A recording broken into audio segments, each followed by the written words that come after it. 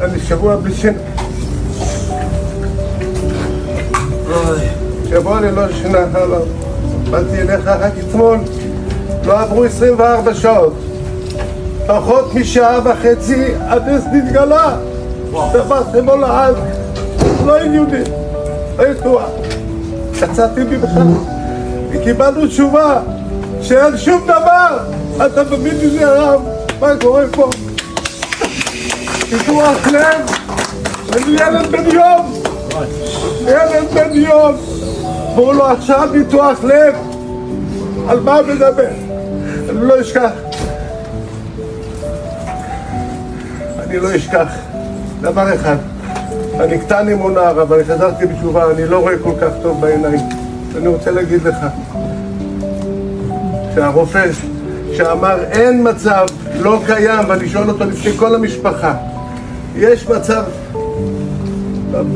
שיהיה משהו נס מזה? הוא אומר לי אין סיכוי. אליו אני רוצה לפנות, אליו לאפיקורס הזה שאמר לי כולם שאין אפשרות. באתי אל הרב, אני עכשיו מדבר בשם הרב, אני רוצה שכולם פה ישמעו וידעו שהרב הוא יש לו ישועות, תחזקו אותו באמונה.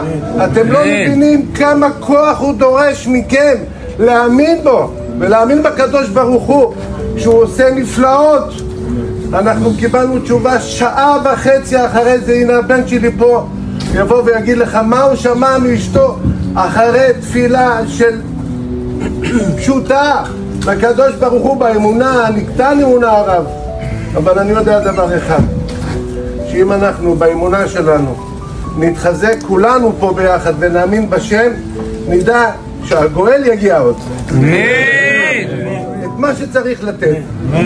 הבן שלי אביחי עובד, קיבל בן חדש היום. תגיד להם מה אשתך אמרה לך בטלפון. תודה רבה לכבוד הרב היקר. זה אתה הרב זה שידעו את זה. אחרי שעה וחצי שהרב תגיד אותי, הלכתי לבוש הרב והייתי בטוח שאני הולך לבשע. פתוח לב פתוח. הרב תברך אותו. עובדו לאדוני כי טוב. כי לעולם חסור. עובדו לאדוני כי טוב. כי לעולם חסור. אתה מרגש אותי כבודו.